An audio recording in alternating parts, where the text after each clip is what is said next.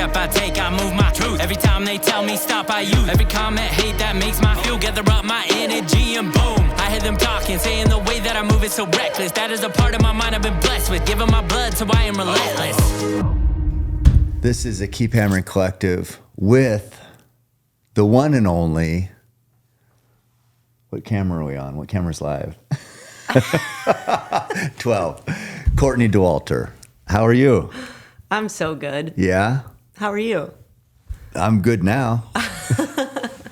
I'm good now because we had this plan, like, let's do something epic. You came out here. You said, I said, yeah, stay as long as you want. We'll just get all the miles in. And you said something like, okay, if I come out, do you have 3 days of training in you?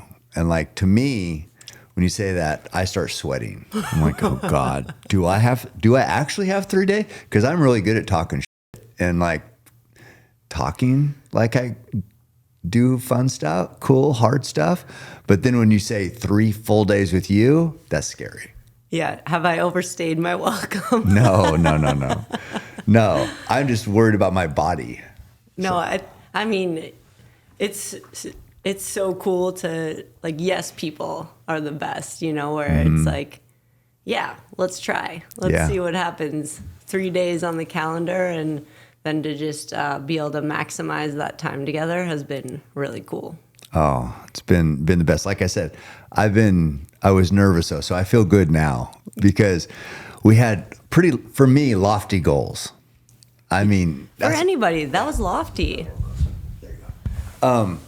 Yeah, so just to start it off, we had my brother put together this race. It's been in the works for a couple of years. Last year got canceled because of weather, but it's called Spike Camp. So my brother, Taylor Spike, he wanted to do this. We train on Pisgah all the time. So the vision was, let's do this race called Spike Camp. Or not, I'm not going to say, not me. I'm almost making it sound like I had something to do with it. I had nothing to do with it other than it was cool. I just knew how much it meant to him, so I just wanted to see it happen. But Spike Camp is for 12 hours, as many summits as you can get on Pisgah, which sounds pretty fun, right? Yeah. But to have an idea, then have it come to fruition, then have it happen and be a huge success, that a lot has to go down right for all that. But that was why I first texted you. I sent you the link, I think maybe to the race, and said, hey, how does this sound? You said 12 hours on Pisgah. Can't get any better than that. Instant yes. Yeah, instant yes. And then building on that, you said, let's try to do 100 miles in 3 days. So now, since we're done with it, now I can tell you that was stressful. But I had so much fun just trying to keep up with you. Yeah, I mean, starting it out with Spike Camp and getting to just do laps on Pisgah, it was a very simple task. Just get up, get down, keep going with an amazing community. Like, he put on such a great event, but then the people who showed up made it even better doing laps out there. But that took a big chunk out of our 100-mile goal. Yeah. So we hit 50 that first day, and then it was like, I don't know, we can do this. Yeah. We were like doing the math. We're like, okay, well, if we don't feel good tomorrow and we do 1 mile tomorrow, I guess we got 49 on Monday, which would be the third day. But I'm glad we didn't do that. Me too. The math, we needed to make sure the math worked. So we ended up doing 50, 30, 20. And that was this morning to start off rough for me, as you saw. But by the end, I feel like we were going pretty good. Oh, we were cruising. Yeah. What I want to get your thoughts on you kind of already said about the 12-hour on Pisgah, but I want to hear more about, kind of the people and just you mentioned the community, but I just can't get over how fun that was, but also how people were doing more than they'd ever done. Yeah. Like setting PRs. That's what stands out to me about it is when we were out there, everyone had in their head maybe their idea of what they would complete that day.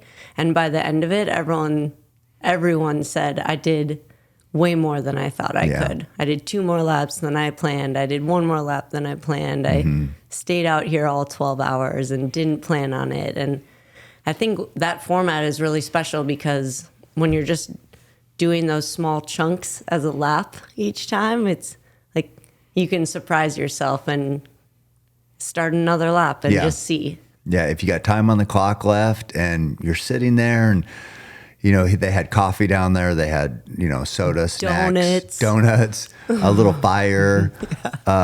So it was kind of fun because you just know that, okay, if I just grind out one more summit, then it's all back downhill, back to base camp, basically, and then fun time. And then like, I got time. Might as well. Let's do another one. Yeah. And that's what I think was happening with people hitting these huge PRs. Totally. Yeah. I saw so many people just smiling, passing. It's just, I just can't, I don't know where you could get a more positive, healthy circumstance. It just was so special. Yeah. And that kind of energy, I think, passes around. So you're getting good vibes from people as you're out there. So then it just, everyone's feeling it. Yeah, you know, sure. It keeps everyone in this really good space, even if they're hurting, because it was hard. It's hard to climb 1,000-foot climb over and over again. Yeah, definitely. I did want to say, like, so what I've learned in these last 3 days is that the difference between the greatest of all time and somebody like me. And it's just like, it is so hard. I mean, I don't know what you do, because you can just do your pace forever. It seems like it's just like you get in this groove and it's man, you know, I don't know. How do you think you built up to being able to run as consistent in that pace, no matter up, down? It seems like it doesn't vary much. So how did you train your body to get there? I think a lot of years of just stacking little tiny blocks together to accumulate the endurance and the strength and like get my muscles and joints where that feels okay for everything. But yeah, I mean, I've been running for a really long time, so I think anyone can get there.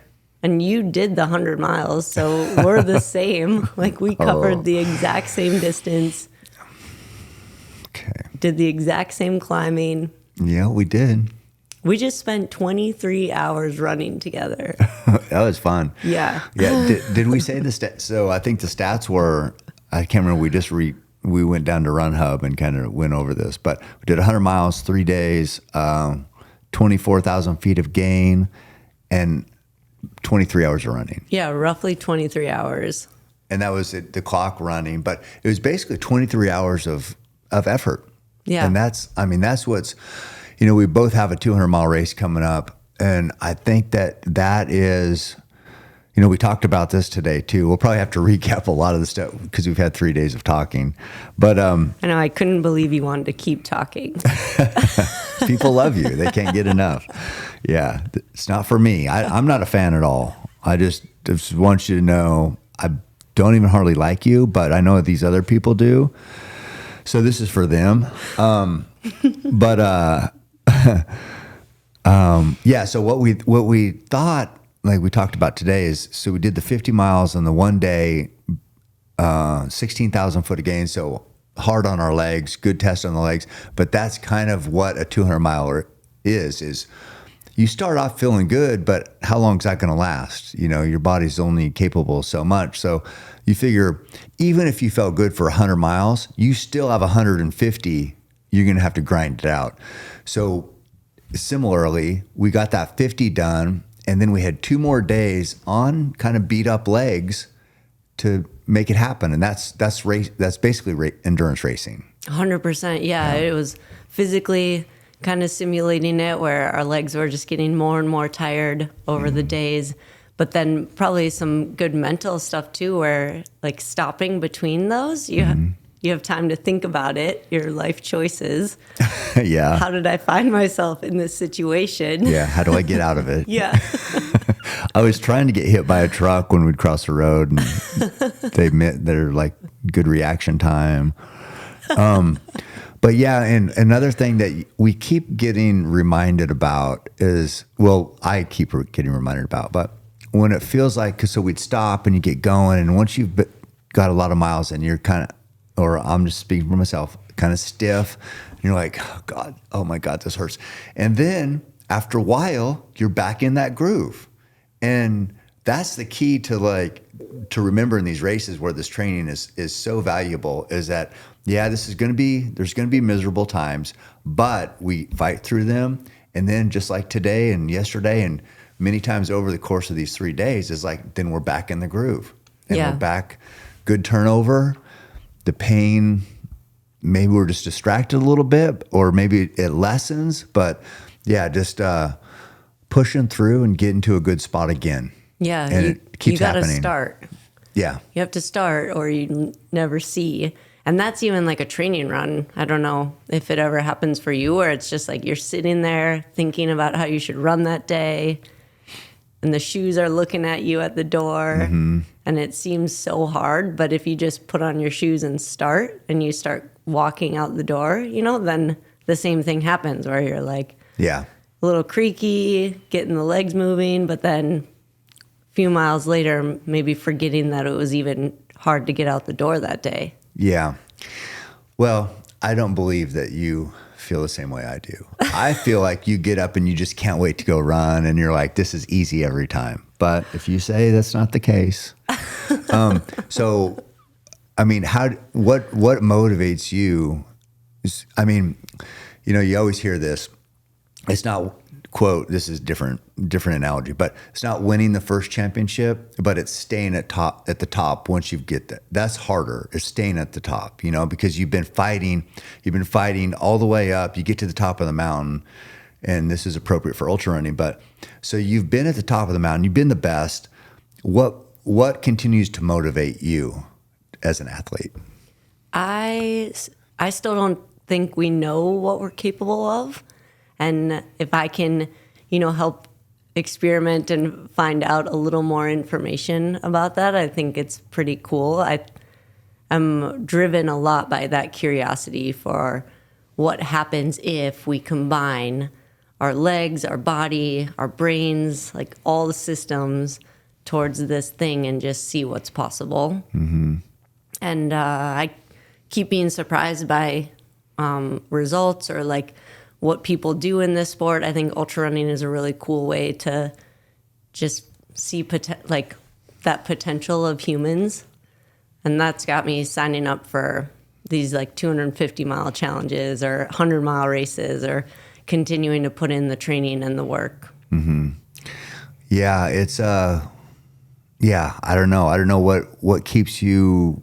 I mean, it's kind of interesting to hear, but I was also curious hearing that answer.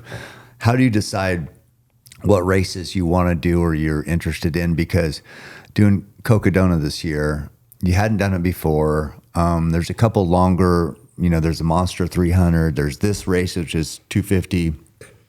How do you decide how your season lays out? I set up my schedule based on what fires me up that year. So a lot of times it's the end of the calendar year. I'm thinking of the next year and what's drawing me in. Is it a certain type of course, a certain length, a certain place in the world, or different conditions that I want to test myself on? I think for these really long races, you have to be 100% internally driven to be on that start line. You can't be told by somebody that you should do a race. You have to want it yourself, because when it gets really tough out there, that's what keeps you going, is that internal piece. So yeah, my schedule is based purely on that curiosity, and just trying to put together a season that I get to explore something that draws me in. Mm-hmm. So this year, Cocodona, I'm still really intrigued by the 200 plus mile distance. I think multi-day races are really interesting in all of the factors that come into play. Sleep, nutrition, like how can you keep your pace pretty efficient covering that amount of miles? And I did a few 200s quite a few years ago, and I knew I wanted to revisit it. Mm-hmm. So the Cocodona course, though, seems pretty cool. It starts down near Phoenix in the desert, hot, dusty, cactus everywhere, and then you work your way north towards Sedona and then all the way up into kind of a mountainous region of Flagstaff where you're, in the pine trees suddenly and like summiting a pretty big peak there. So I like that point-to-point idea of like you have a mission and you have to get there, and what that looks like, we don't know, but it's forward. Right. Yeah, it's I don't even know how to put it into words, but it feels like the 200s, the longer races, there's still a bit of the unknown, and you kind of made mention of it, but like if you look at the hundreds, you look at all this data these guys are getting into. I think David Roach, does a good job of explaining this, but it's almost, it's feeling more like, not like a track meet, but it's like more, like there's starting to be a recipe more. Yeah, kind of. Yeah. And just kind of breaking it down. Whereas the multi-day stuff, that recipe doesn't work because now you're talking about different, physiology for different people, calorie needs, because the high carbs, high calories is really taking a hold in the hundreds, and people are realizing, okay, we've been under fueling. Maybe we need this high whatever octane carbs and calories, and hasn't really been made its way to 200s yet. Nobody's really put pen to paper really, so it's kind of like this unknown, and that's, I like that part of it, yeah, because that problem solving, you mention this all the time, like, it's basically you're solving problems out there, and whoever can do it the best, I guess, is going to have the most success. But isn't that like one of the things you look forward to the most is kind of like the unknown, not knowing what's going to happen or how to react to it and figuring it out? Absolutely. And I'll stand on a start line, trying to just think through my Rolodex of like problems I've experienced, mm-hmm. and then know that I have all of these problems I've experienced in the past in different races, and here's what I did to overcome them. But this race will probably be something brand new, know? So like, then we just have to see when you're faced with that challenge in that moment, do you have what it takes to figure it out mm-hmm. this time? Yeah. Have you found that, like the more training, more intentional training, the better shape you're in, the more experience you get, you can push those where the problems start out further in the race to where, so maybe when you first started your 200, maybe it's at Moab, in 2017, maybe you think this is my first time and the problem started at say 50 miles. Okay, now I got things I got to address. The better shape or more prepared you're in, the more experience, are those problems starting later in the race and you're just getting by because you're better now, or is it different every time? I think it's different every time. I think the problems can show up at mile one, no matter how in shape or prepared you are. Like those kinds of things can, like getting lost, for example, could happen anytime. Yeah, for sure. So I think that's kind of the cool part too, is it's always a surprise. It often has nothing to do with like your preparation. You did the best you could with what you thought you needed to do, and then it's just dealing with it as it comes up. But as the days get more, like as these races get longer, the recipe, I don't know if it's possible to have like for a 200 miler or a 250 mile race. I don't know if there will ever be a recipe for it because there's just so many factors that are different for every person experiencing it. Even something as simple as how much sleep, yeah, which is just one thing. But like some people would say, you're going to be out here for more than 2 days. maybe get some sleep early. Yeah. And then some people like fight off the sleep and try not to sleep at all. And yeah, so that's just one thing. Yeah. And people attack it differently. What are you going to do for Cocodona for your sleep game? I have no idea. I haven't thought about anything. Yeah, we can't give that strategy away. Yeah, right. That's what it is. That's the secret. I got it perfected. I just don't want to share it.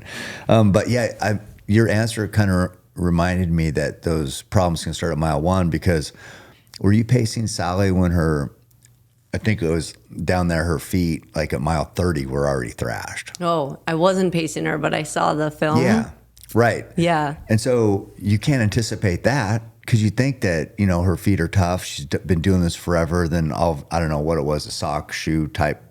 Point is, mile 30, she's got more than 200 miles left on torn up feet. Yeah. So how do you prepare for that? And I think she fought through, and I don't know where she finished. Maybe she won. I can't remember now.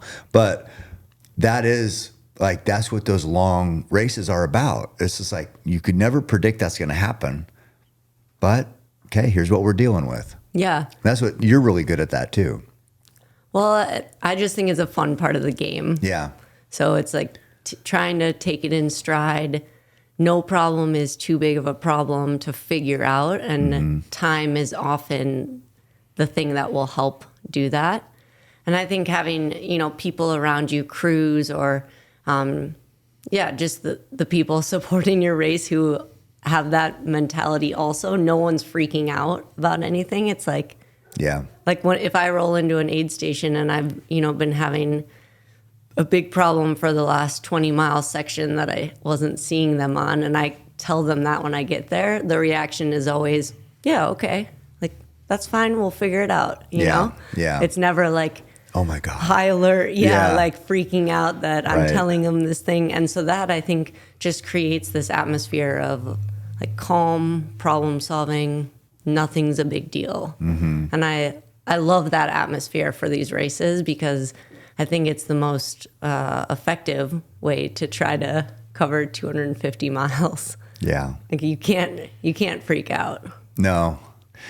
Yeah, I just think it's so daunting for people to think about like how far that is. But the key is, you just break it down like aid station to aid station, and there's going to be issues. And I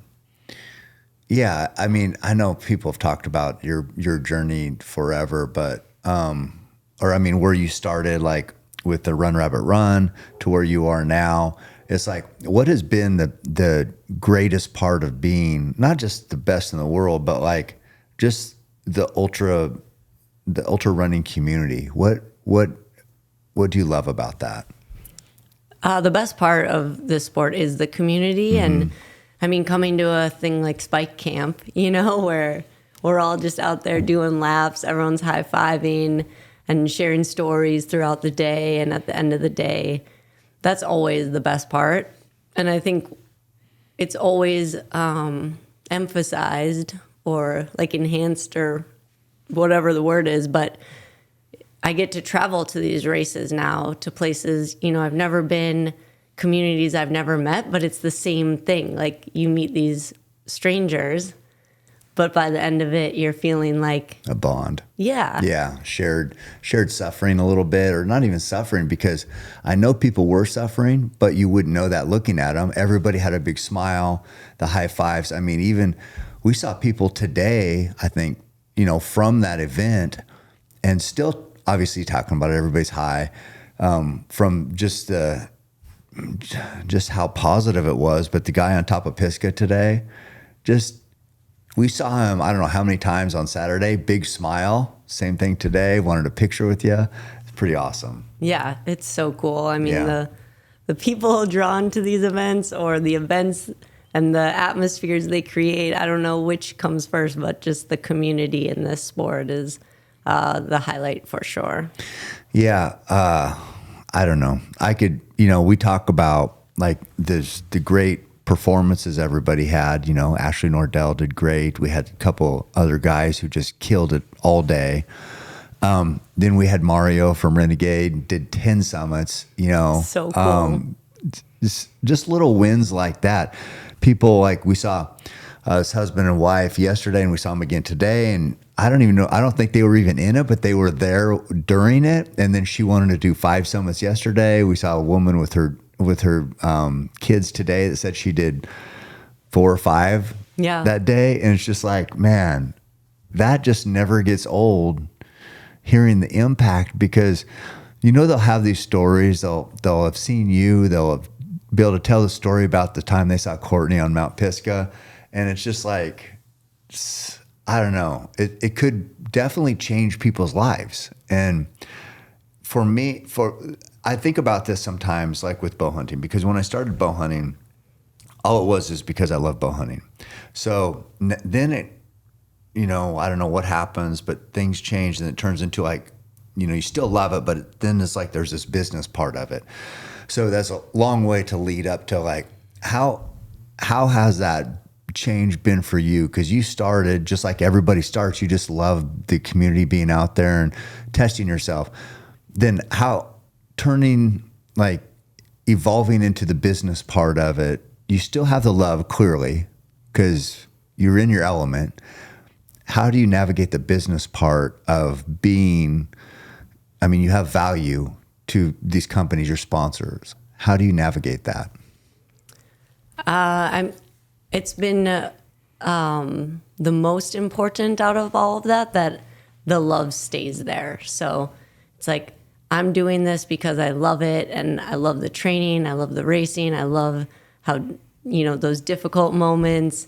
And Kevin and I, my husband, were like, if that's ever gone, this isn't, I don't want it to be a job ever. Right. And so it's definitely been keeping that like joy and love for it as the main character in like why we're here and what we're doing.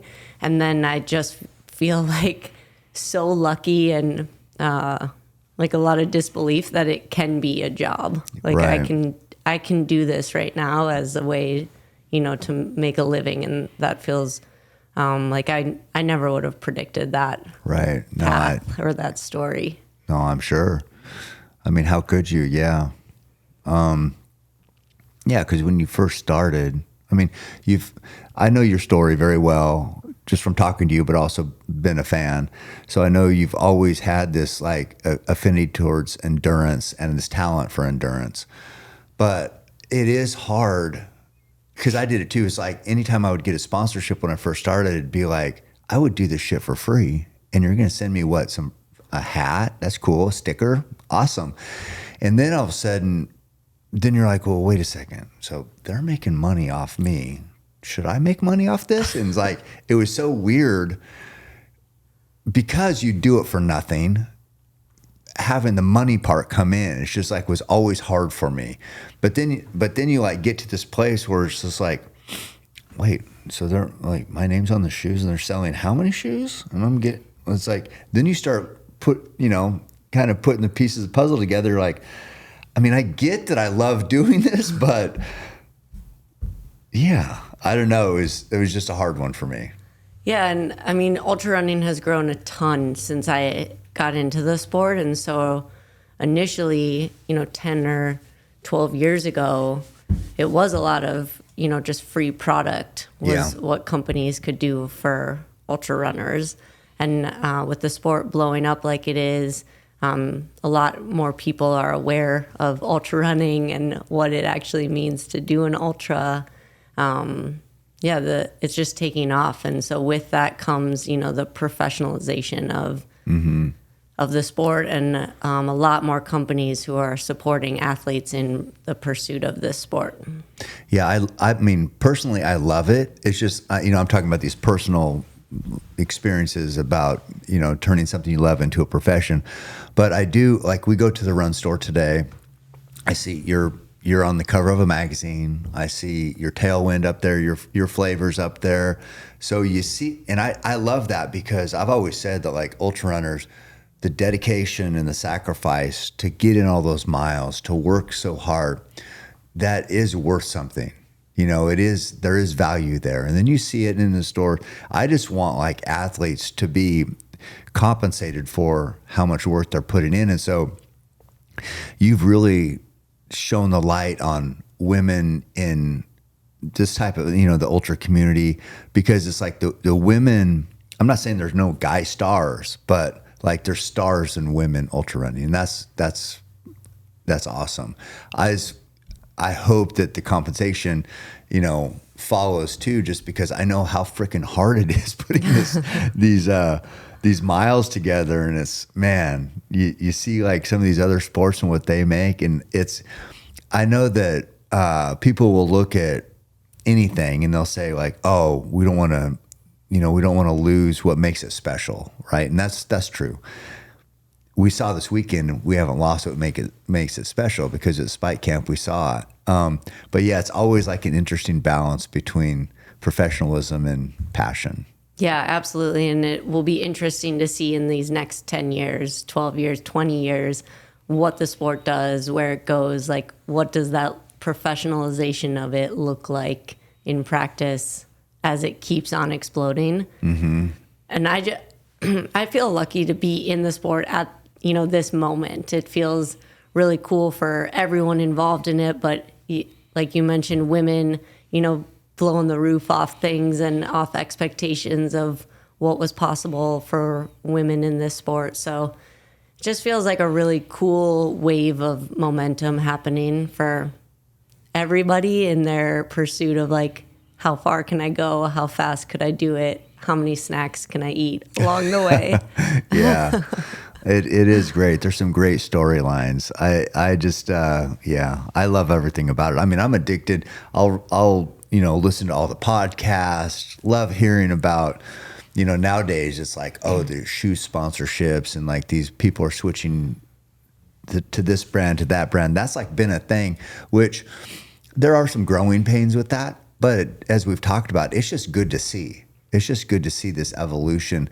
But I think like that doesn't guarantee it's always going to be like this, because I know like when Tiger Woods came on the scene and for Nike Golf, it was just like Nike Golf blew up because of Tiger.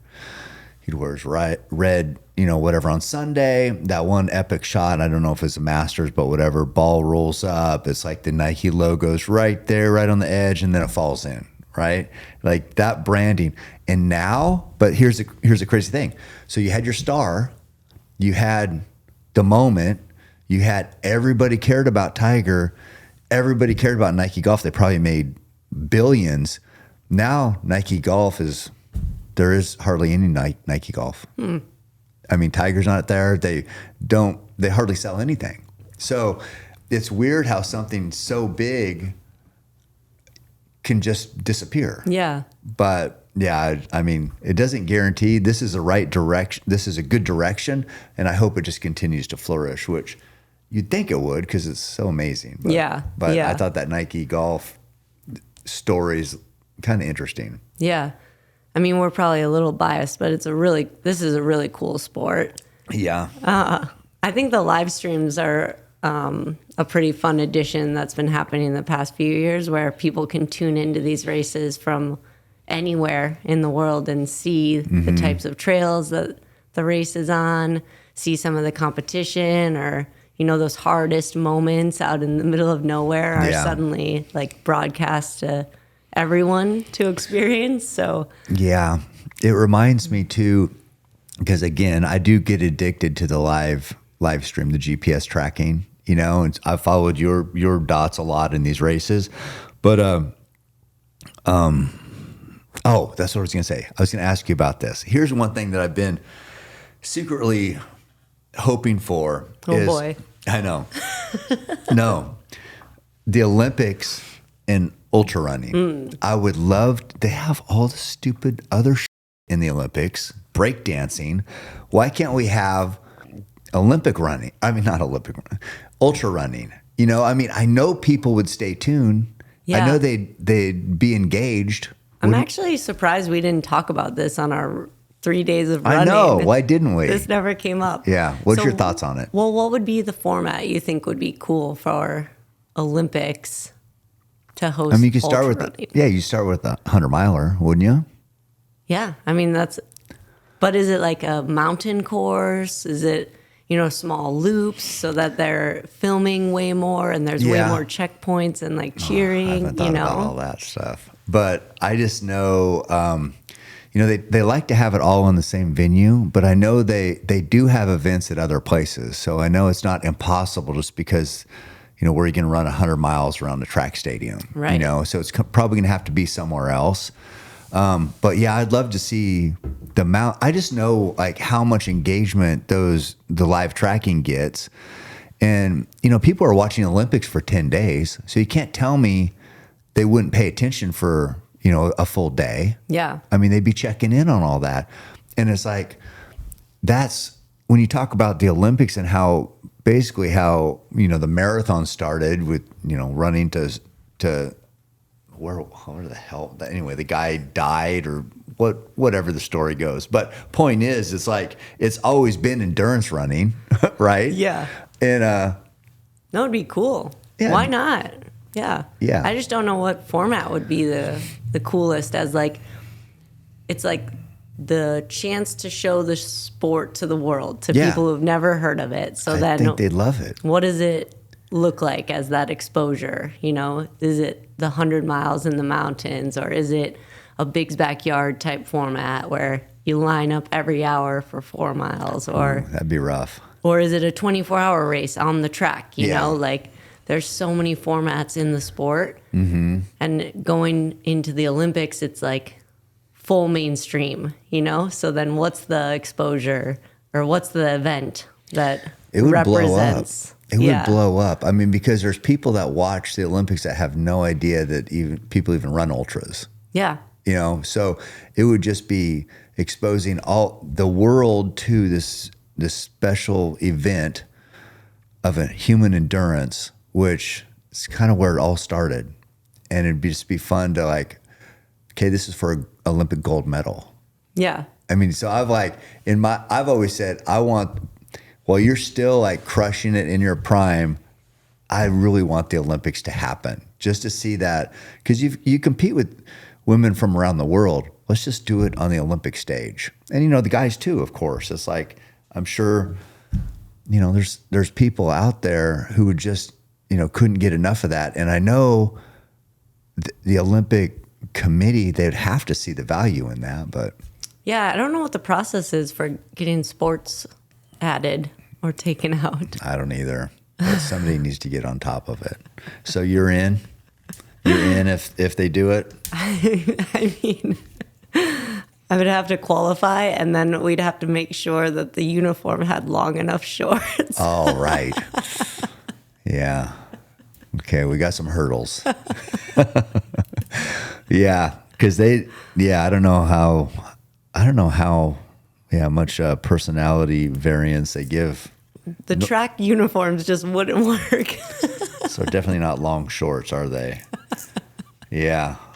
I don't know, but even today, we had somebody tell me I had Q shorts, but not tell you.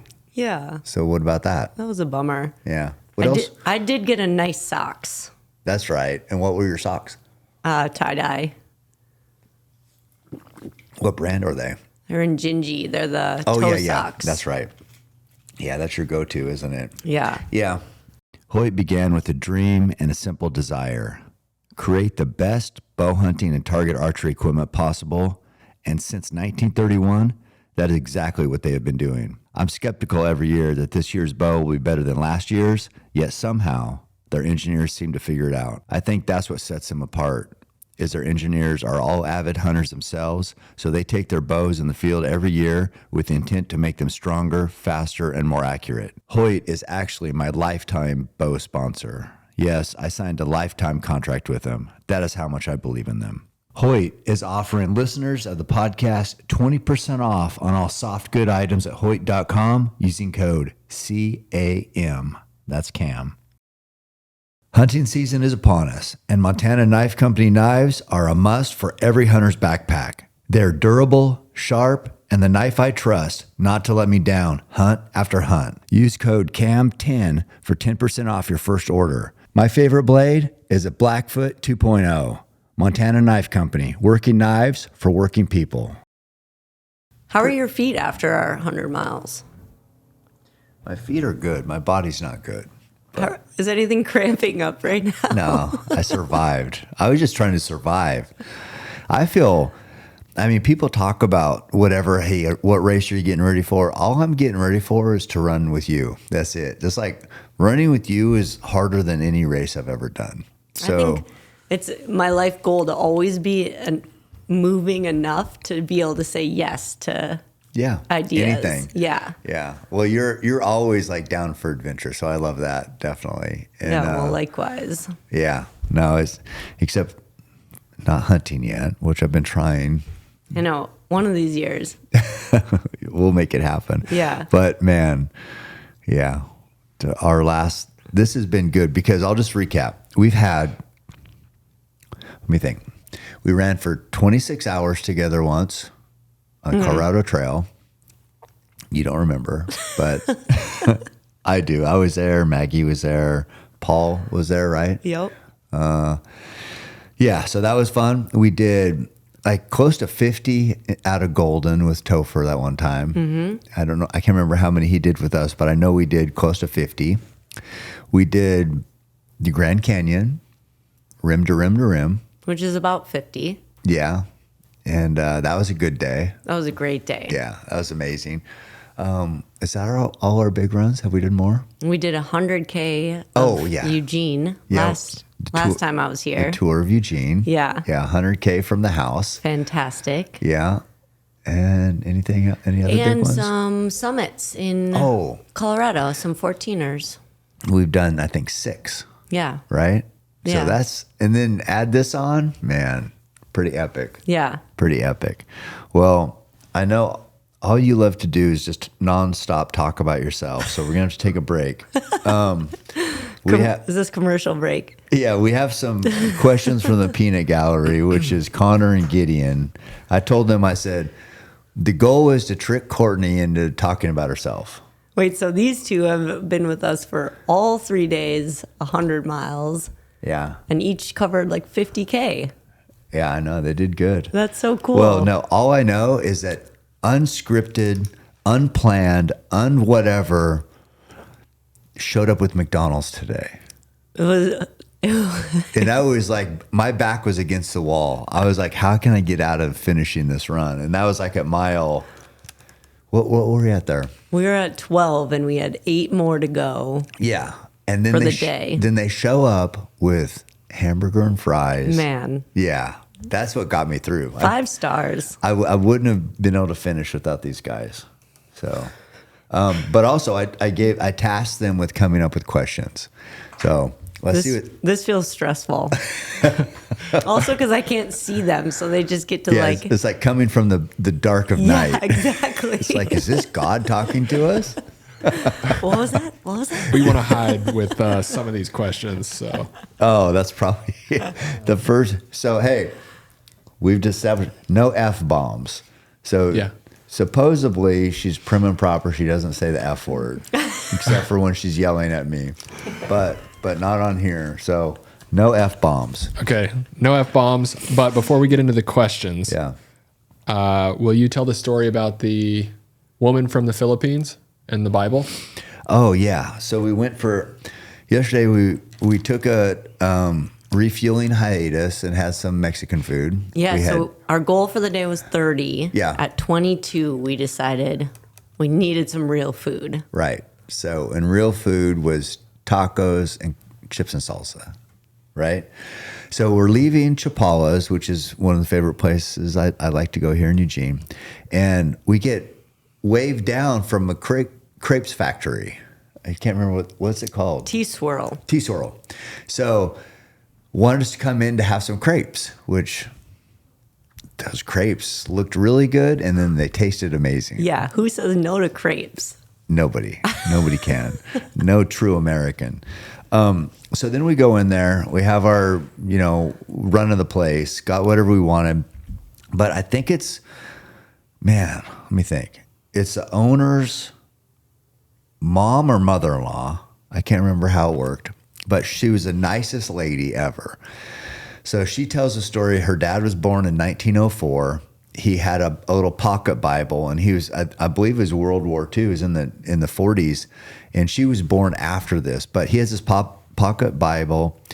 A bomb goes off in the war, shrapnel's flying everywhere. A piece of shrapnel goes through the Bible to Luke, and I can't remember the scripture, but makes this hole in the Bible and stops in the Bible over his heart. So basically saved his life.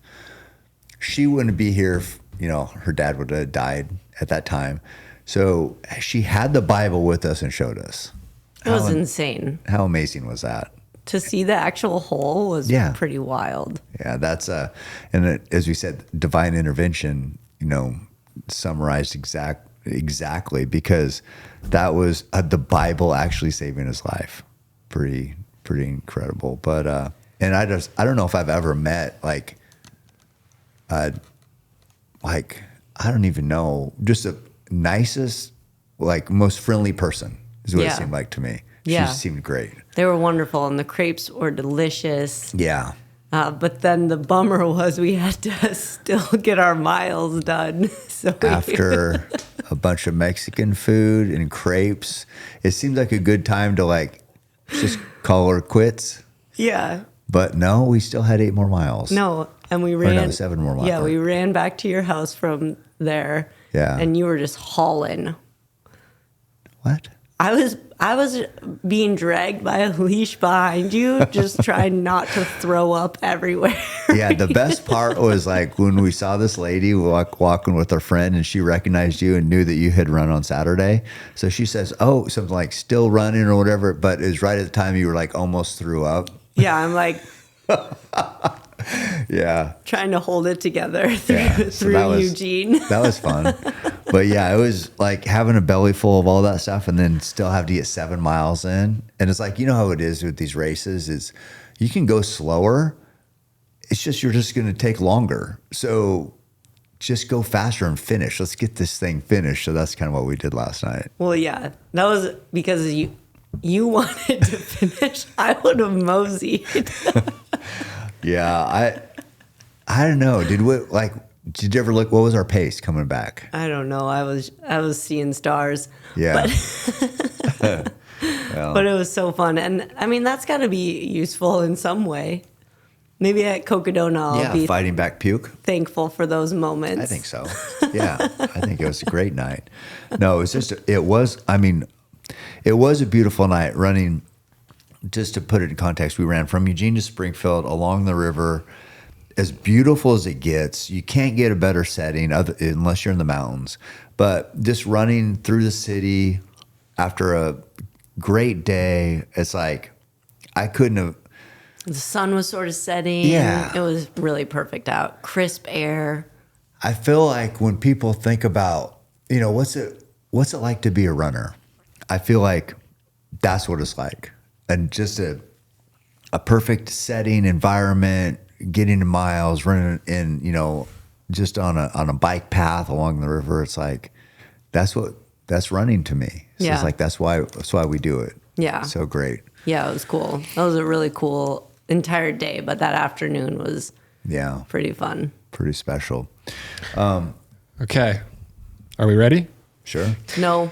I can't hear anything in these. What? Okay. Love, marry, kill. Mike and Ike's, black licorice, and Swedish fish. It's rude because I told him these are some of my favorites, so he knows I want them all. No one's dying here. You can't love them all. You can't, what is it? Oh, you can't marry them all. So. I mean, Mike and Ike's are really high on my list, so I'm keeping those around. Those are Mary. Mary and Mike and Ike's. Okay. Swedish fish are always good. Love. And then I'm sorry, good and plenty's. Gotta lose you. Killing them. Okay. But not really. Well, okay.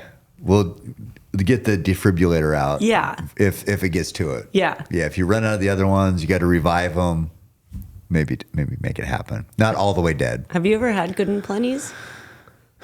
The black licorice covered in the sugar coating. I don't like the black. I don't like black. I like red licorice. I don't really like the black, but they have other flavors, right? Of Good and Plenty's? Yeah, isn't there like white? Is it all black? Well, they're all black licorice, but they're covered in like pink and white sugar coating. So they look like there's multiple flavors. Oh, I see. I don't have a lot of experience with. Black licorice is very polarizing, so It is. there might be a lot of hate for that. No, it is. That's a very, yeah. I don't know if I don't want to get into that, the details of all that. I'm pretty much red vines or die. Yeah, and plus, like when you eat the black licorice, then your teeth are all black, right? Yeah. Is that good? Okay, so that was the first question. Not too bad. That wasn't too bad, Not was too it? bad. Okay. Okay, I'm next not one. scared. What is a non-running related skill or hobby that you think you're good at? Oh, I can identify all 49 flavors of Jelly Belly jelly beans by their color and pattern. Wow. I feel like we There's should put 40 that to the test. There's 49? 49 flavors. So what's your favorite? Juicy pear. Oh, they have popcorn, right? We do have popcorn. Buttered popcorn. Buttered popcorn, yeah. I know I've had that one. I don't know if I could identify, but see, that's the thing. If I'm not looking at them and I put in a black licorice one, Yeah. not good. I know, if you're going by the handful, black licorice and cinnamon usually wreck the party. Right. Yeah. They just kind of make their own, forge their own path. And then the other ones can't follow. Wait, what skill would you have answered for that question? I wasn't listening. What was the question? The question was, well, okay, what's one non-running or bow hunting skill that you're good at? I mean, Hurting my feelings. yeah, I was going to say I'm pretty good at being mean.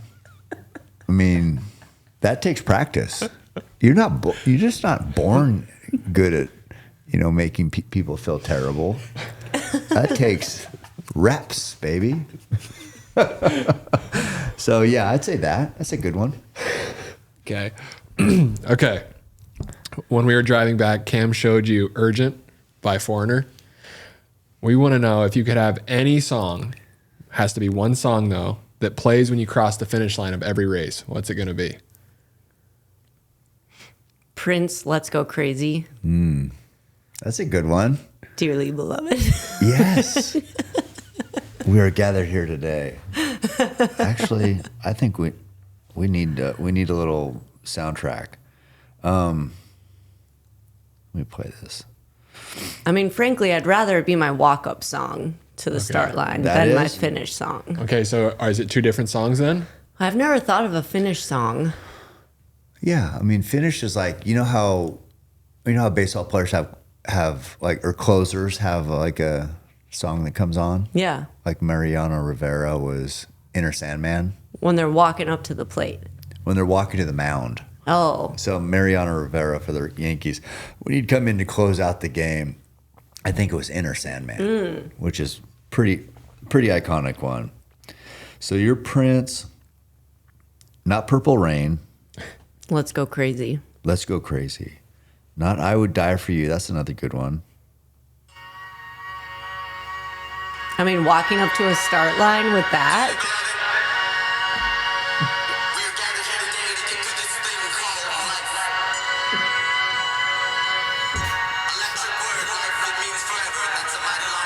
That's a good one.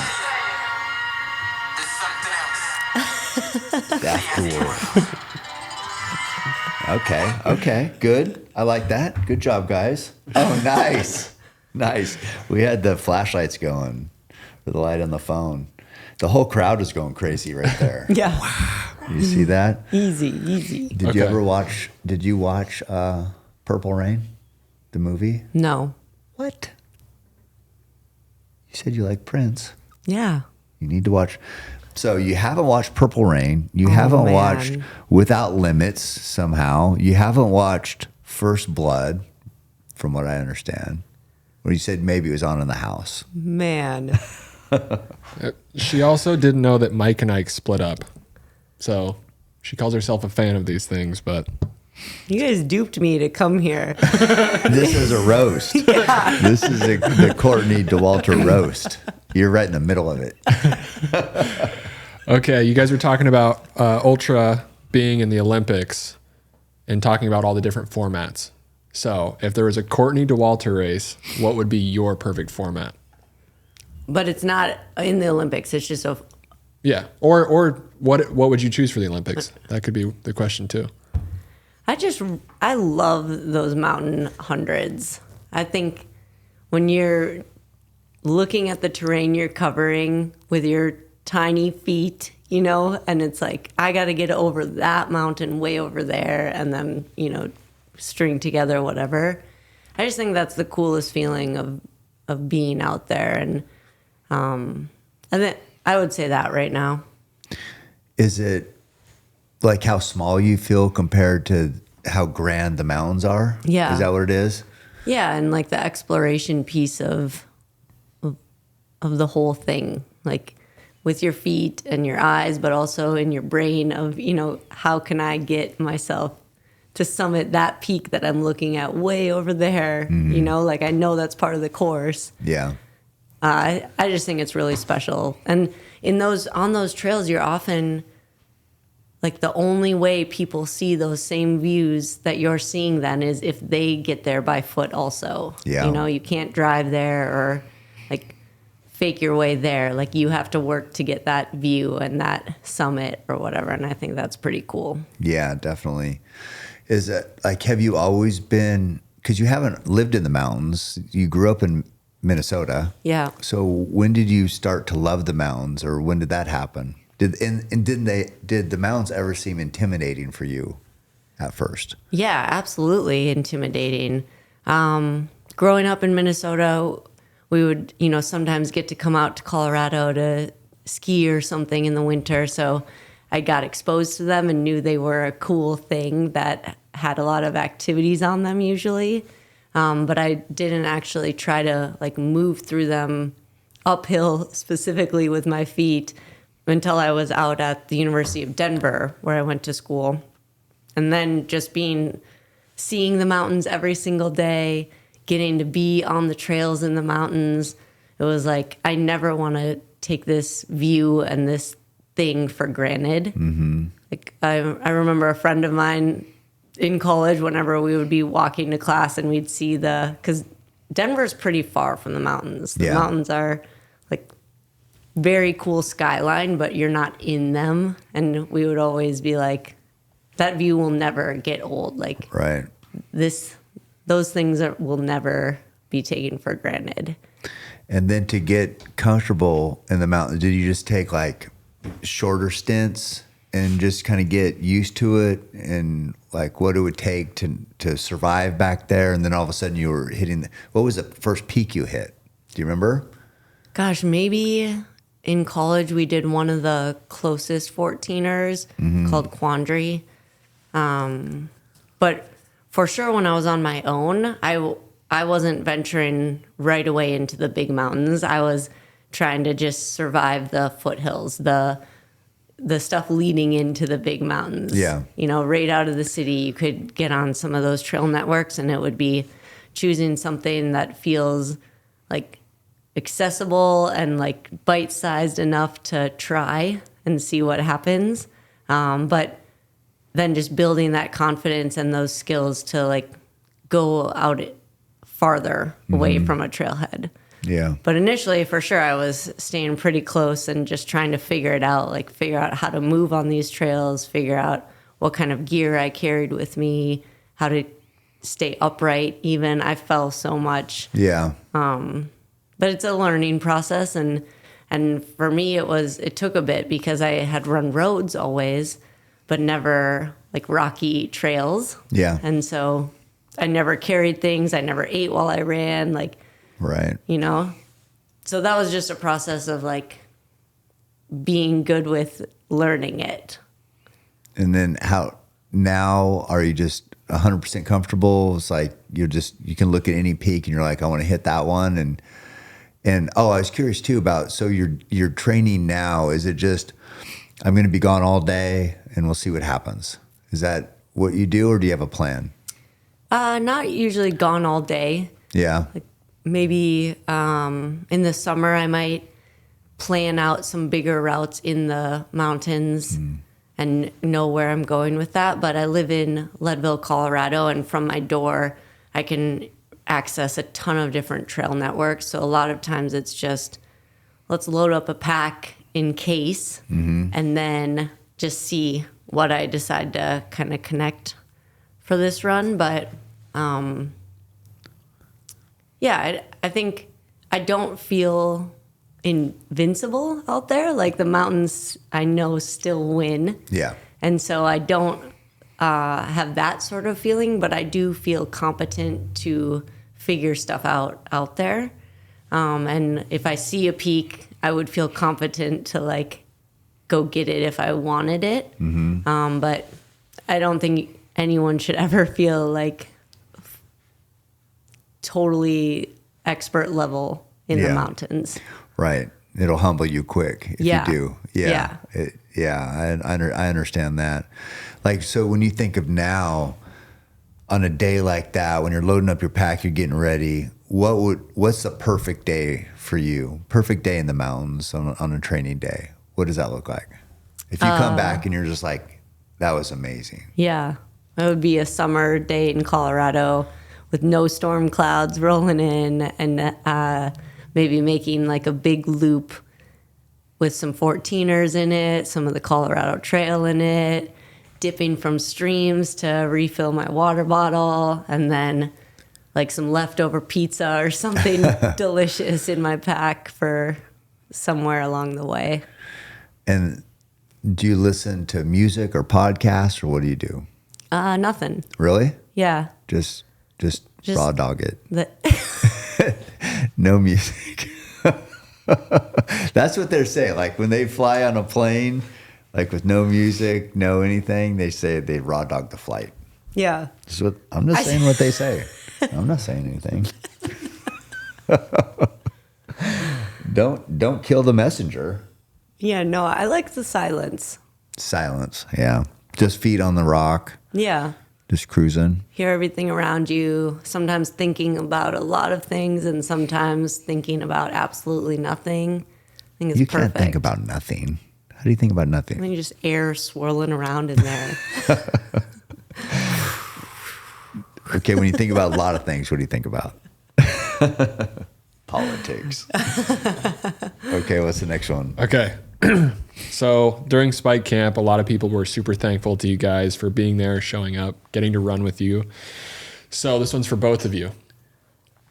If you could run with any one person, dead or alive in history, who would it be? Courtney Dauwalter. Cam Haynes. Lame. I know. Boo. That was boo. So the last time, or I don't know if it was the last time, but when I was asked this question recently in the past few years, it was my mom. You guys can't come up with fresh I questions. fucked up. Yeah. No, but That was all James. But what I was going to say is my answer was my mom, and then my mom and I ended up running 100K together. Yeah. So you could really manifest something here if you say the right name.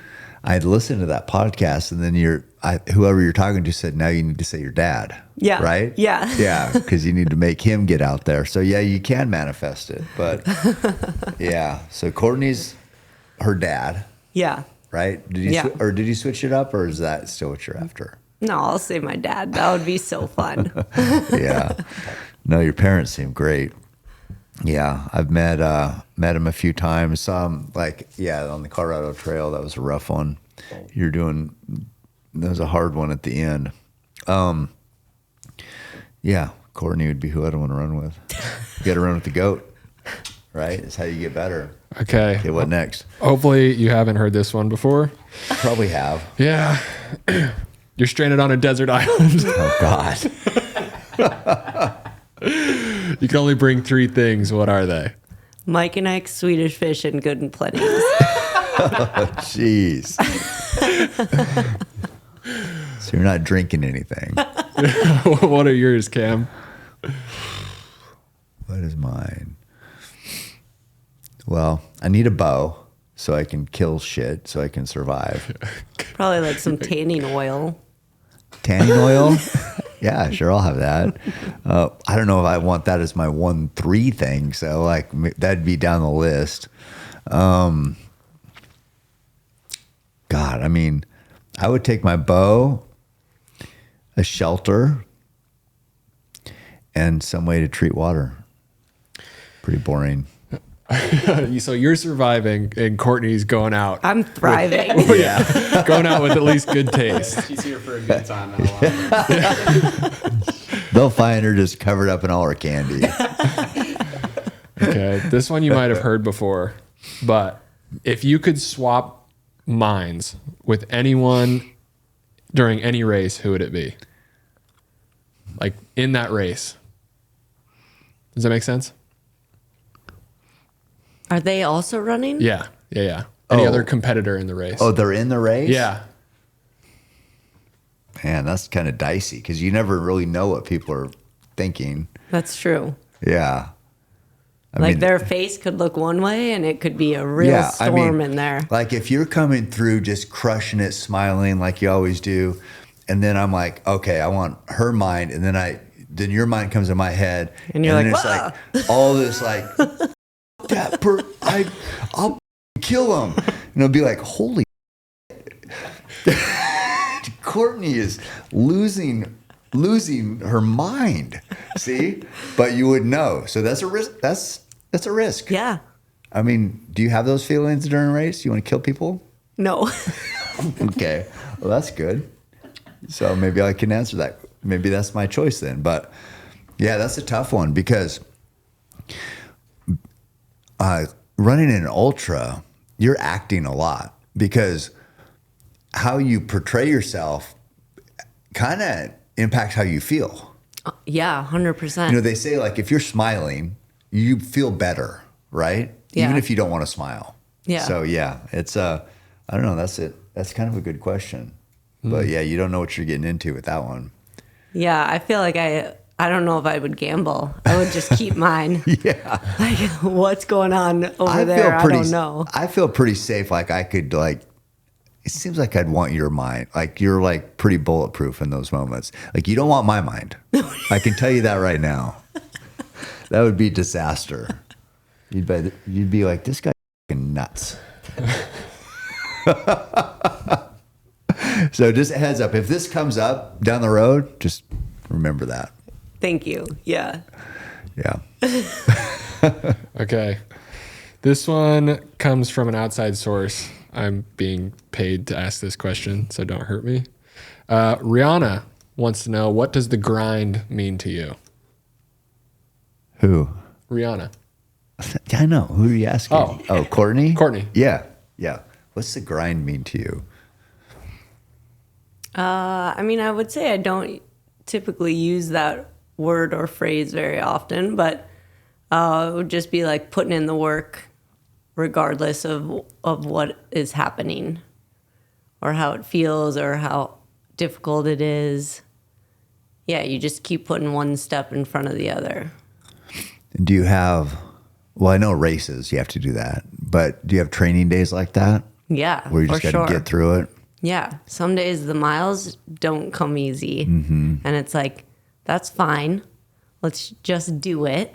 Everything's fine. Everything's fine. Isn't that one of your slogans? Yeah. Yeah. Yeah. And that's, for me, that's a helpful framing for it. Like, it's okay that today is super hard or that, my 1 hour run was such a slog. It felt like, 6 hours and I didn't really enjoy many of the steps of it. It's like, that's fine. That's part of There's going to be days like stacking that. blocks. Yeah. Yeah. Do you think in some ways that days like that are more important than the good days, or they both do different things?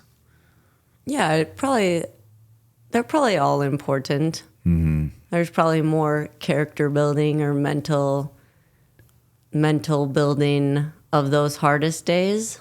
but it's all adding up to help you reach that next thing you're going for. Yeah.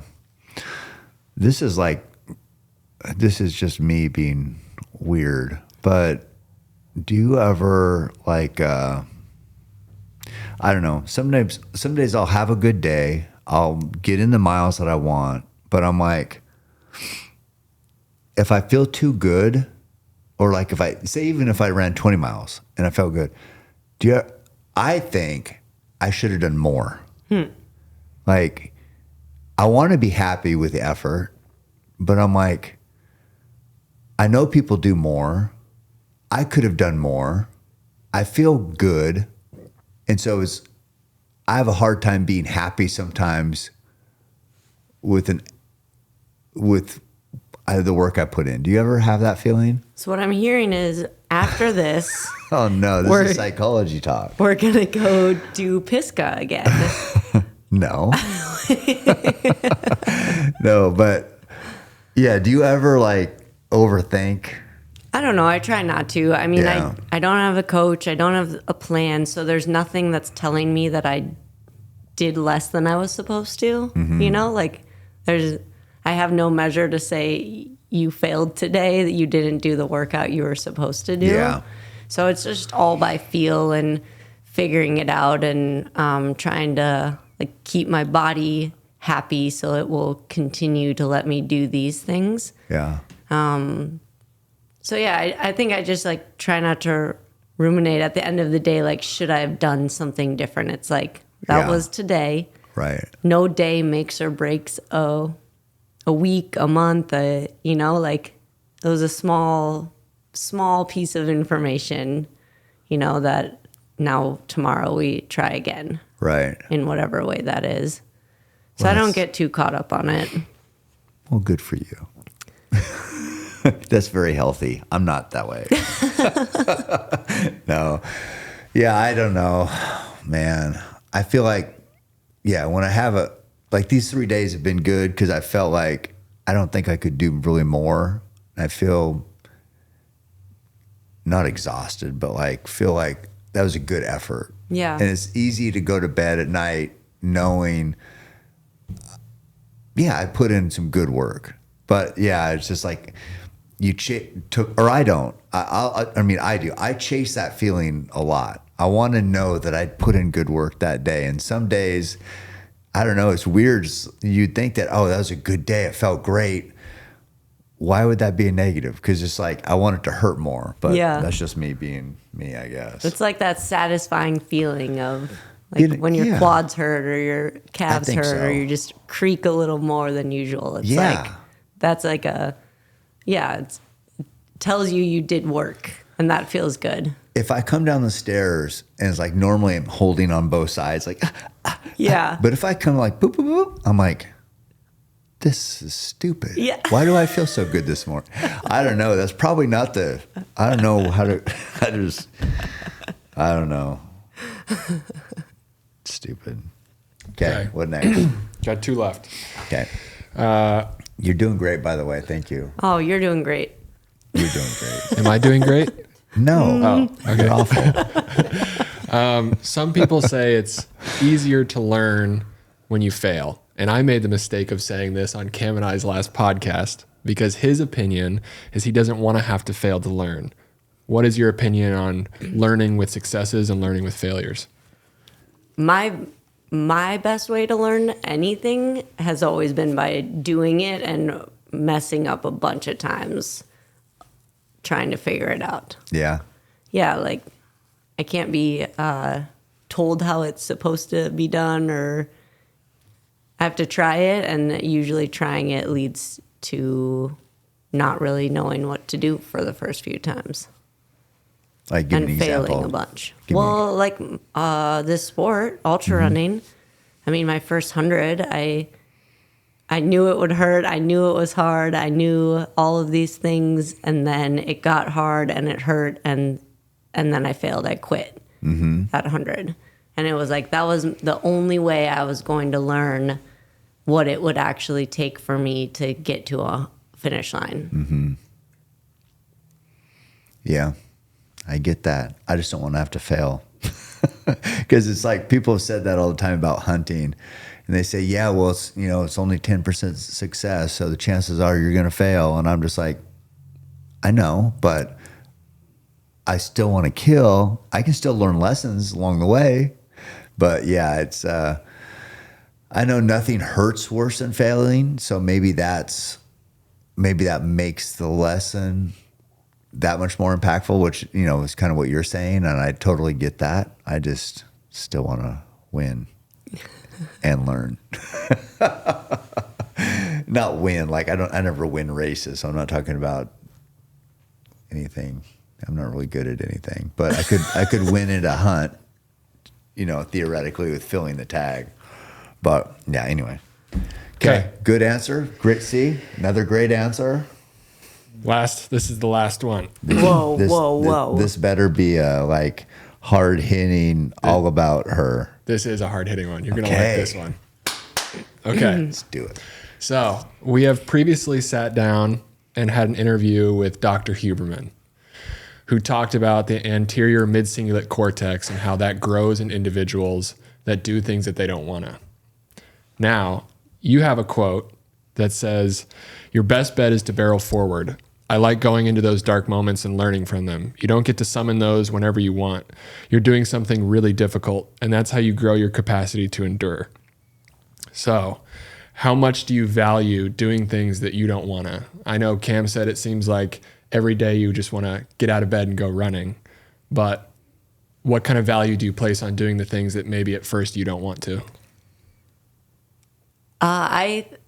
We talked a little bit about we did. All of this today. We talked about everything Yeah. today. I mean, we had 23 hours of running time. Yeah, that's right. Plus all the food time. Yeah. And the non-running time. So I could answer this for her. Do it. No, I'm not. Just kidding. I'm out of here. Yeah. Well, she would say, I'm the best that ever has done this, so I never feel like anything but success. Is that right? It's a wrap. No. Go. What was the question again? That was long.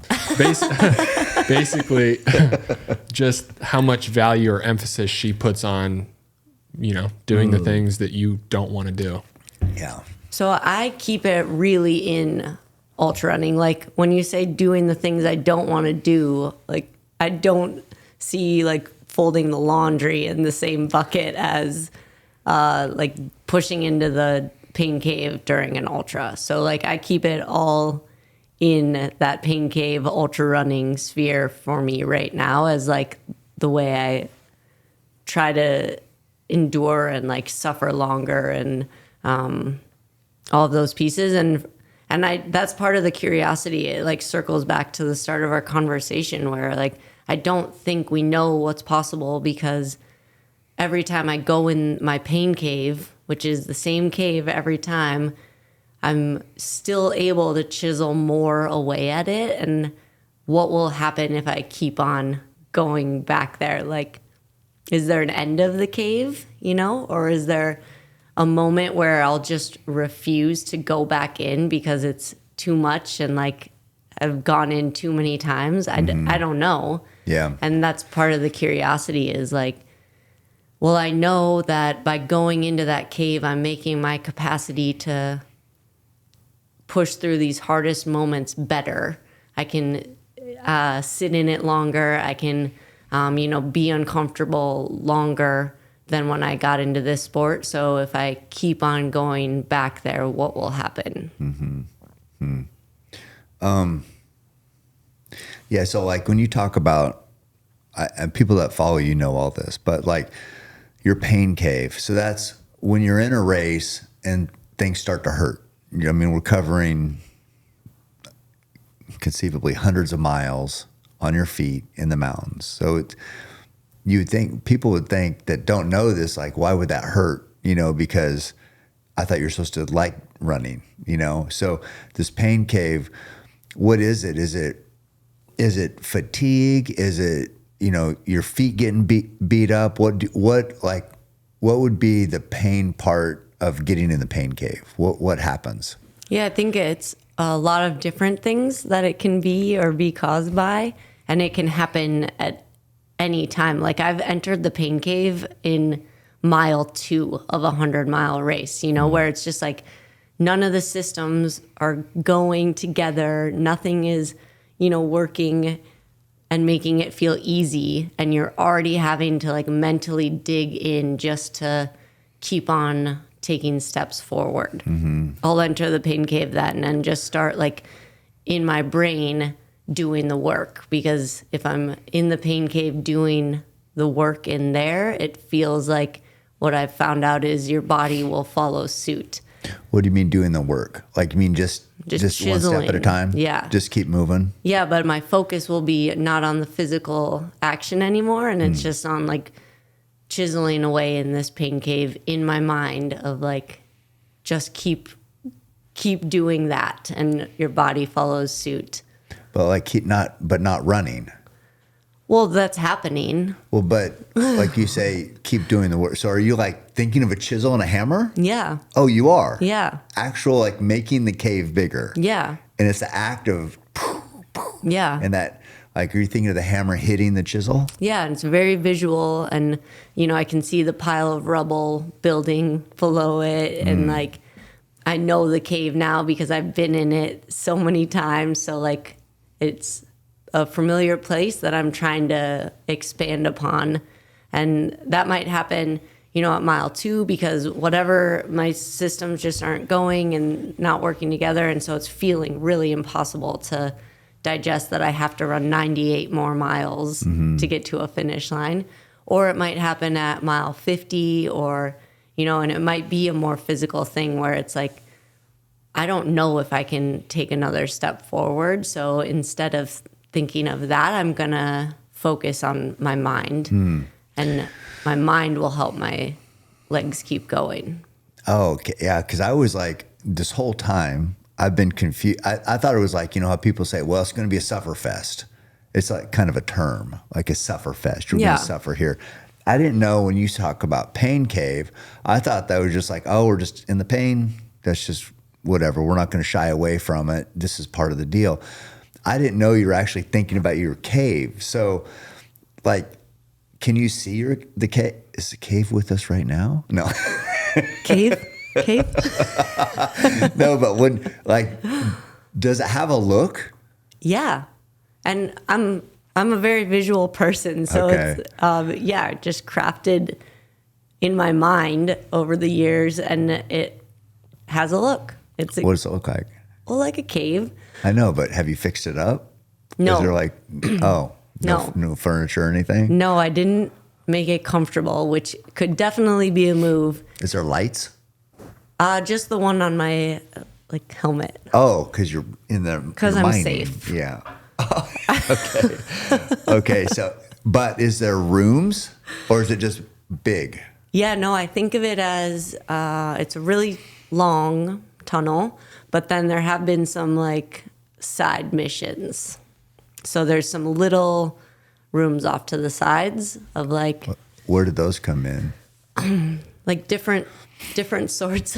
I feel like I'm just sounding crazier and crazier. No, nobody's even going to listen to this. You're in a safe place. This is a circle of trust. I don't feel safe here. No, so on these side missions, is that a race in particular made you make this? Yeah, it'd be a different sort of scenario where it felt like it wasn't just the normal suffering where I was chiseling. Give me an example of that. Maybe a format like a Big's Backyard or something, where it's an unknown end and a loop course, and it's not about getting to a finish line. It's about staying in it and not giving up on believing I could do another lap. That feels like a different thing than chiseling my way towards a very specific finish line, like a 100-mile race. Yeah, that's interesting because, but it's the hammer and the chisel staying the same. Yeah. Does that ever change? No. So if you're going to a race, that's probably the biggest room, right? Yeah, just like of getting towards a finish line. But like now we're doing the 4-mile loop every hour, and that's a side room, right? Yeah, I feel like just little caverns have been made in different areas. Is there another one besides, or I can't say anymore here. no? I like it because I'd never heard. I just thought this was just like some term. Well, that's where it stemmed from. Is Yeah. people call it the pain cave, or people call it the struggle bus, or Yeah. the suffer fest, or the hurt locker. Right. And for some reason, I really latched on to the idea of this pain cave as like the thing I was experiencing. Yeah. Maybe because of the visual, maybe I just liked the term the most, but it was the one that like resonated with what I was experiencing. And then initially it was, this cave exists, but you should avoid it at all costs. Yeah. So like, I've heard you talk yeah. about that. don't get there, don't see it. If you do see it, survive it, stay outside of it if you can, just kind of like linger by the doorway. But then it was realizing that story was just something I'd made up in my brain, and why not make it a productive story instead? So like, okay, there's this cave. Why don't we do work while we're at the cave? And, maybe that will help us find out something about what's possible. Yeah, I'm totally fascinated by this because I just thought it was this thing, and you would say like, yeah, I want to make the cave bigger because whatever, and it's like I'm not going to shy away from it, and the sooner I can get to it, the better. I didn't know it was like this whole actual visual piece. So the reason why I'm saying this is like maybe this could help other people, because I wonder if like this visualization of actually putting in work, doing work, making this, having a purpose in your vision is taking away from the suffering of your body pounding. So it's just like getting you to focus on something else. I wonder if that's the key to it. Yeah, and it's making the suffering has purpose. It's not That's maybe that's what I meant. Yeah. Yeah. Like it's not just because most people are suffering, and the purpose is I just got to get through this. I just want to fit. I've always wanted to be a 100-miler. I want to buckle. Yeah. That's my purpose. But sometimes that purpose can seem so far out there, especially if you start at mile 2. Yeah. That purpose can be, you have a lot of distractions and things that can deviate you from that path. But if it's just the work, that feels different to me. That seems, for some reason I've missed that part of your story or this strategy forever. That part of the crazy. No, I mean, can't be crazy if it works for you. It's just like, but I did hear, and I don't remember what podcast it was, that you used to, or I don't know if you used to, or I can't remember how it was, but instead of avoiding it, you want to get there sooner. And whoever you were talking to, I can't remember who it was, but it was like pretty surprised by that you weren't, normally you try to fight off pain as much as you can instead of like, okay, finally we're here. And that felt like it was, I just didn't know it was this work part that was so crucial to it. But that's awesome. Yeah, and like if I'm signing up for these races, it's because I want to go, I want to see what's possible. Mm-hmm. So it means I want to go into the pain cave and do more work, because if I do more work on this cave that I've already done all of this work in, it's making it so that it's more ready for the next time. So each time it's like making the capacity for that suffering bigger, making my ability hopefully to like sit in that suffering longer. So it all adds on to each other, and that purpose always helps. If it's like the work I'm doing right now in this cave is like not that fun, and this is really hard, and I'm like suffering greatly, I know that work is going to still be there ready for me the next time. So if I can, like, we chopped away 50 miles out of our 100 miles, Yeah. and it was like, that makes the next time even better because we've already done this thing to prepare ourselves. I see. I mean, yeah, that doesn't make sense to me, but yeah, no, no, it does. Yeah. Yeah, that's awesome. But okay, so now I'm like, when did that start after your first 100-mile attempt? Yeah. So, but you were good at endurance events forever, like with the cross country, with the Nordic skiing. I know you won a national championship at Colorado. You had, state champion. So what'd you do then? Like, how'd you navigate pain at that time? I had a really, really good ski coach in high school who tried to teach us about, I guess, like pushing past that feeling of like, I'm going as hard as I can. He would always tell us, no, there's always another gear. Like when you reach that feeling where you think there's no more, there's always one more gear. You can always crank the knob one more, and he didn't necessarily call it the pain cape, but he tried to just like instill that belief in us. He believed in us. He, would teach us that this is a thing that exists, and then we just had to like try it and see. And so trying that out in cross-country skiing with him, it was like proven true. Like, oh, he's right. There always is more gas in the tank than you think. Like when your body's throwing up the flags that's it. It's usually a couple steps earlier than is actually it. Yeah. So that was like really important groundwork to be laid. And I don't know how he got that through to us because we were, teenage girls, and it feels scary when you are pushing as hard as you can and you think that's it, and someone tells you, no, there's more, It's hard I don't know how he did it, but we believed him because he believed in us, I think. And then we were willing to just like try that out. You trusted what he's saying. Yeah. Yeah. So do you remember, did you push your absolute hardest back then? Yeah. So you gave everything you had. Yeah. I would always try to give everything. And I think was establishing, I didn't have the name for it, but it was definitely like a beginning, establishment of like the same pain cave concept that I'm using now. Yeah, that's because people trick themselves and they say, "Yeah, I gave it all, did my best, gave all." But did they?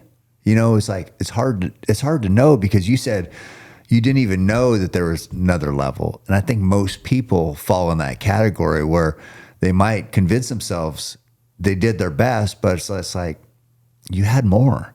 How do you teach people that? I don't know. Yeah, that's the magic. Yeah. I mean, he must have done a good job. He got through to you enough to where you bought into something. Yeah. It's like, okay, I do have more, but that's rare right there. Yeah. And then to develop that skill and translate it to ultra running, then the pain cave specifically. Yeah. That's awesome. I mean, you can cut out that whole part where I just sound crazy. Just edit that out, guys. You can't. How do you question success? It's just so much different than because I'm like such a fan of icons and obviously big fan of Michael Jordan and Kobe Bryant, but those were always like it's against somebody. They wanted to beat everyone. They wanted to prove their dominance, and that's like your approach is so much different because you're always like, no, I just want everybody to do good and, lift each other up. And it's just like so different than like these ultimate, what I think about competitors in their field. Your approach is so much different, but it's just personal, right? I mean, I don't know. I mean, am I putting words in your mouth? No, it's very much like I want to see what's possible. I'm curious, But just for you. Yeah. And Or like do you think hopefully about- to then help the people Yeah. in general, like the sport and any, the generations that follow after maybe get springboarded a little bit higher, a little bit sooner. Right. Because of yeah, maybe what I can contribute while I'm in it now. Yeah. Oh.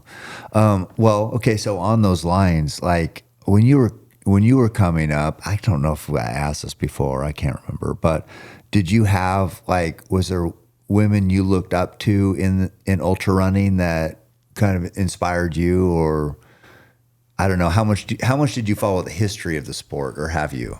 Yeah, not a ton. I mean, when I was first getting into the sport, would read Ultra Running magazine and try and like soak up everything I could about what's happening out there, how it happens, like how are these people covering these courses. I remember reading about like Hard Rock 100, for example, of this huge mountain course in Colorado. And I think I read the article and I was like, these people are insane. And I could never be the person who finishes that race course because it's just got so much climbing. It's at altitude. There's always weather involved. Yeah. And I was like, that's not me. Like I could never be that, you know? But I wasn't like I'm not a big history buff on the sport and definitely not an expert in that area. But just tried to like soak up everything I could about all of it. Yeah, because now you're like immersed in that storyline, because it's like people love to compare generations. You know what I mean? So now you're like, it's all about who compares to Courtney or whatever. But yeah, it's pretty interesting. Your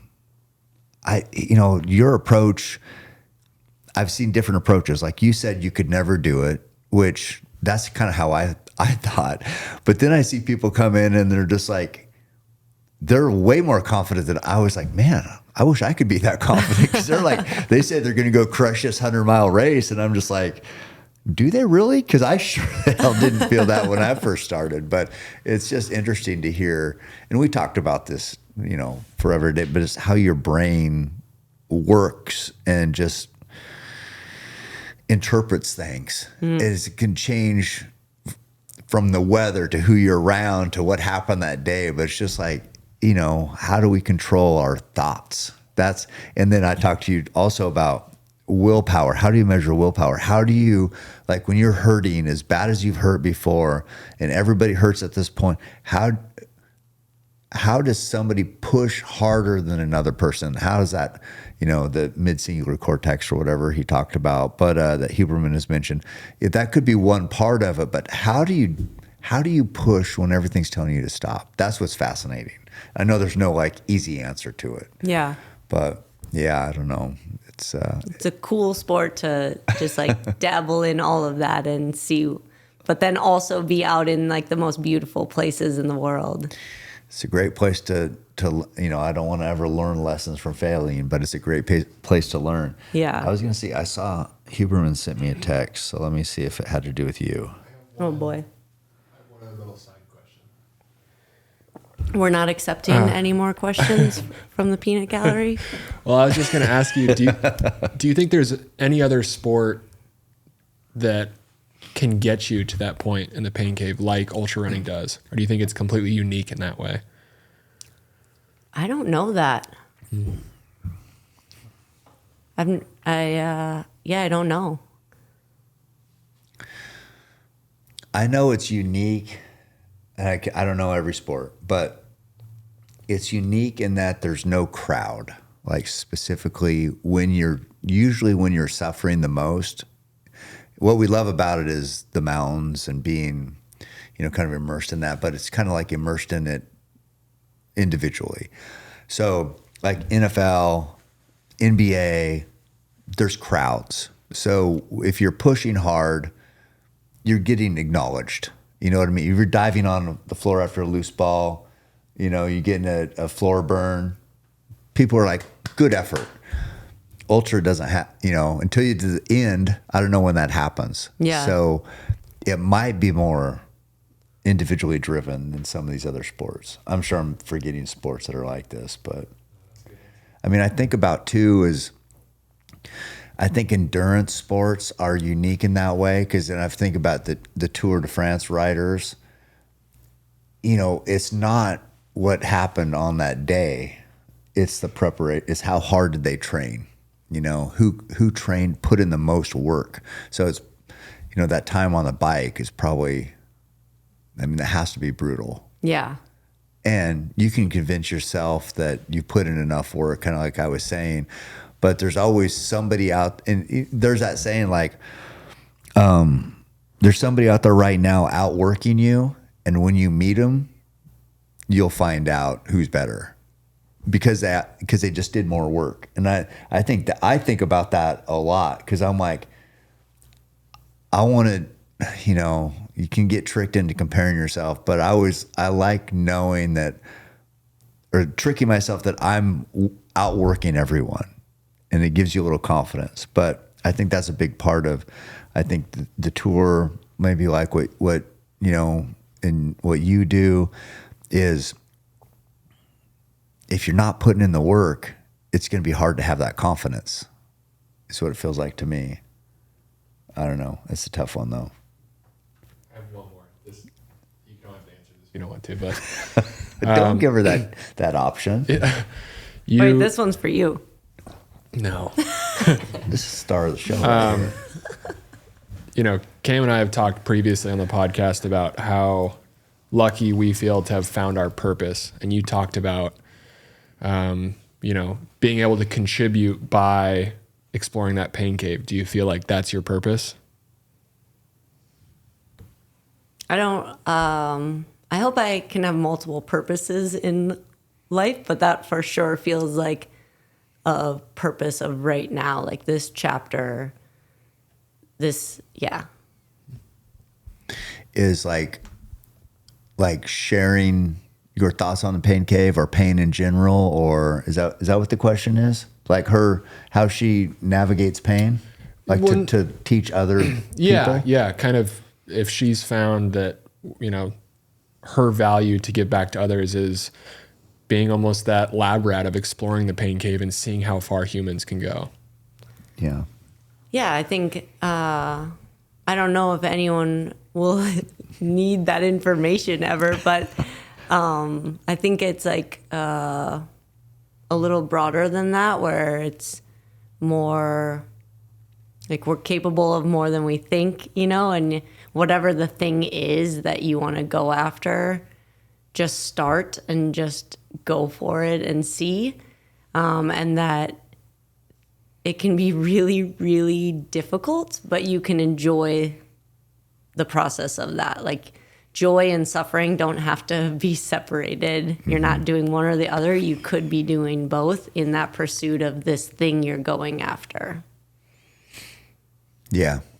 So it's like, yeah, it's just a form of sacrifice, maybe to, I mean, for the big picture, you got big goals, hard goals. There's going to be some pain and sacrifice along the way, and that's just part of the deal. It's kind of like that. When I hear you talk about the pain cave, that's what I hear until I've got the more details today. But that, yeah, there's going to be pain. You know, you talked about that first one where you dropped at 60, and I know you've heard you talk about this before, where you sat in the chair and then you kept seeing everybody else coming in who were struggling just like you had been struggling, and they did whatever they had to get some fuel, hydration, whatever, and then kept going, and you were still there. Yeah. And so that, to me, that was like a huge lesson. That was like, well, they're hurting just like I'm hurting. They just didn't quit. Yeah. And then that, to me, that was like a huge lesson for you. And if I'm hearing it right, and led to where you're at now. Yeah, 100%. That was the best classroom for figuring out that, one, I wanted to be a person who made it to a finish line of a 100-mile race for no reason, but just to prove to myself that I could be a person who did it. But then also like, well, they physically look like they're in shambles, just like I was, but there must be a mental piece of it where they're just forging ahead, even though they feel terrible. Like there's a whole mental side to this sport and to like going after that thing. So I, it pushed over the first domino for me of tying the mental side to the physical side by watching these people keep going when I had stopped. Right. Yeah. No, I know. I've everybody loves to bring that up and talk. What I don't know, because I told these guys I hate when people ask her the same question. I want her to stop the interview, and then I talk about the same stupid thing as stopping at mile 60, which everybody's heard a million times. But so sorry about that. Yeah, I mean, do you have any more? No, that was it. Just from listening to you guys talk. Oh yeah, I mean, God, I'm so thankful for you and for these 3 days, and like that you agreed to come out here, because. And I know I've said it, but it's like you've impacted so many lives, just by and large. But like in this community, to see those people, I mean, seeing you on the trail is going to change people's lives. It's like they're going to have this story forever. And so it means so much that you agreed to come out here and then also stay longer and make me suffer for a few more days after that. But I'm like so thankful. It's like, as I said, I'm such a big Courtney fan, and to be able to share miles from you, it feels like it's like a make-a-wish, and I'm like this kid that got his dream come true. But thank you very much. No, it's thank you.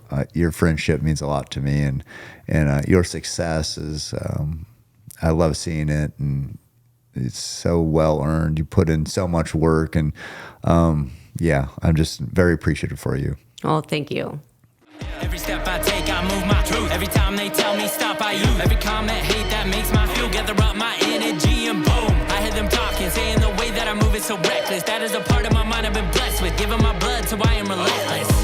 My fault, they want someone to blame. They sent their hate, it fuels my pace. I am Roy Tough, I am the change, the fuel in dirt. Feeling like